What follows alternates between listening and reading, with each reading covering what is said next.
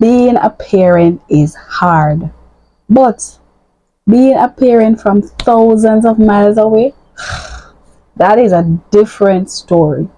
Hi, friends. Welcome to Life In with Lisa. Today, I'm opening up my heart to share with you what long distance parenting look like for me. I'll share with you the sacrifices, the guilt, the creativity, and the resilience that have been pushing me throughout this journey. If you've ever had to navigate life with distance in the way, whether it's a long distance relationship or a long distance partnership, whatever the situation, then this video is for you.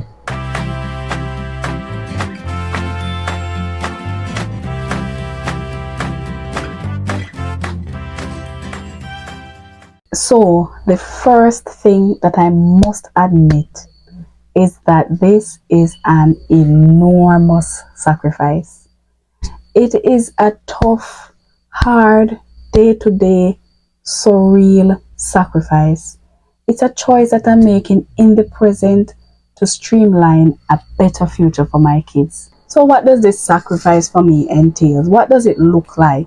So, a bit of background: I am a mother of 3 beautiful children, and 4 years ago, when I made this decision to, try to make a better future for them, I was a single parent, right? I was was a working mom, trying to navigate stuff. I was in a good job, a professional, but it was just not cutting it. And when I sat and I look at the reality of what the future looked like and what I had, it just wasn't looking right. It wasn't looking like what I was doing for 11 years plus was working. So I'm like, I need to try something different. I need to do something that can secure my kids' future. I'm not going to be young forever.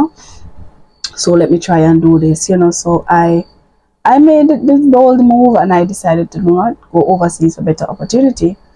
And, in my planning that I couldn't plan it. I couldn't just I couldn't see myself as being away from them for at least the most I could see myself being away from them was like a month. So with that, I didn't really plan it. I just, I left home with a carry-on suitcase and I see how it goes plan. Right? So days turn into weeks and still navigating to see how it goes plans that I left home with, and slowly I started removing the stability I had home. So I resigned from my job, I sold my car, and from then on it has been a day-to-day journey.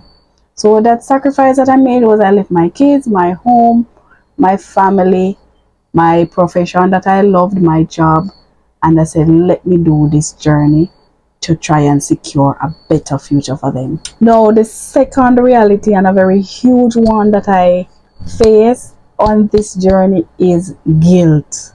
Mom guilt is real, it is huge, it is an ever-present reality. Sometimes for some very simple things, as a mother, you just feel guilty when, you feel like stand by your kids certain way, even though you know the reality, but the feeling still affects you. Right, so imagine my reality though, like it was just me and my kids, it was just us living together, doing our thing. So the guilt that I feel that I carry every day is huge, having uprooted our lives and trying to navigate this path. But though the guilt lingers, I cope by focusing on the small wins, right? I focus on the things that in between that we can celebrate, the love that we share, and I keep hope alive by focusing on our goals, right? That's how I cope with this guilt. So right. The next reality, and a very big and important part that of this journey, is staying connected, finding creative ways to stay connected with my kids and let them know that I'm still here for them, even though I'm not there in their present space, physical space, sharing the same physical space. One thing I really appreciate is the bond that my kids and I share, and I continue to embrace it and try to build on it as best as possible by encouraging open communication, encouraging them to share how they're feeling, whether it be good, bad. I encourage that and I try to talk to them about everything. I stay connected with teachers. I'm in the groups. I'm organizing things in the background. I keep abreast with emails, so I know everything that is going on. Whatever I can do as a distant parent, I do. Whatever technology allows me to do, I do. So that's how I stay connected with them. I have a daughter, one girl and two boys. So I'm mostly on the phone with the girl because we talk a lot. So like the boys, it's different. For the youngest, he will be in the background listening, and he knows the conversation that's going on, and sometimes he just come up with such a random question, and it's like so funny. But there was this time, like for the oldest, he's a teenager, so he's not into talking.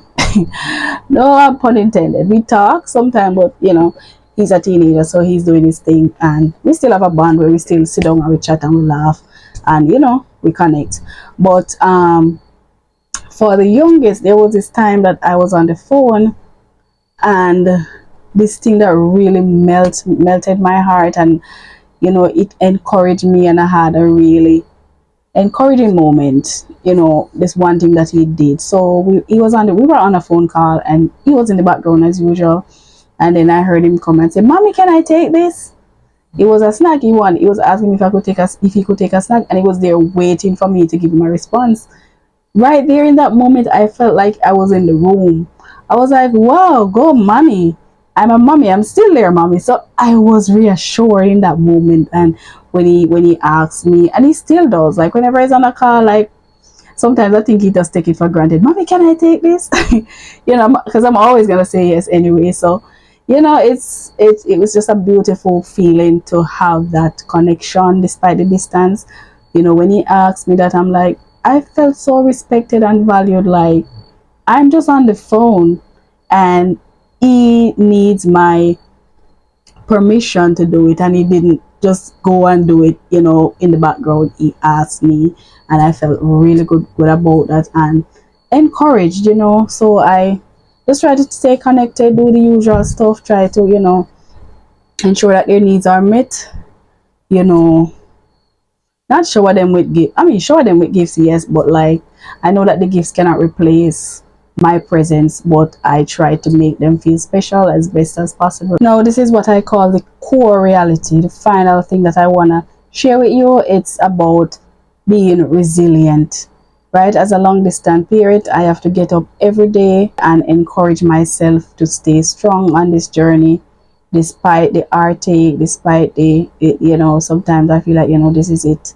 But, God has been keeping me, God has been keeping us, and, prayer has become more important to me than food. That's how I get rid of all these anxiety, whatever I'm feeling. I just put it to God and say, "God, you got this." Because at the end of the day, we really don't have any control, whether we are close or whether we are far away. It does, distance doesn't take away control from us, because even when we are close, we still don't have control. So I acknowledge that God is my keeper, God is our keeper, and I am trusting him to take us through this journey. And through it all, I just want to say that love is stretches across miles, and no distance can take that away from you guys. So my love for my kids has what been is keeping me grounded and hopeful that, listen, even though it is hard, we're gonna make it. So yes, long distance parenting is hard, it is messy, it's emotional, and it's tough. But it's also persistence, it's intention, and it's heart, it's love. So if you are walking this journey too, you are not alone. Remember that love is stronger than the miles, it is greater, and God is in control. All right, so thank you so much for watching, and thank you so much for being a part of my story. If this spoke to you in any way, and you have a similar story that you want to share, please share with us in the comments, and let us keep the conversation going. Don't forget to hit that subscribe button if you find this content encouraging, or if it spoke to you in any way, and let us keep the conversation going in the comments. Until next time, this is Life In with Lisa.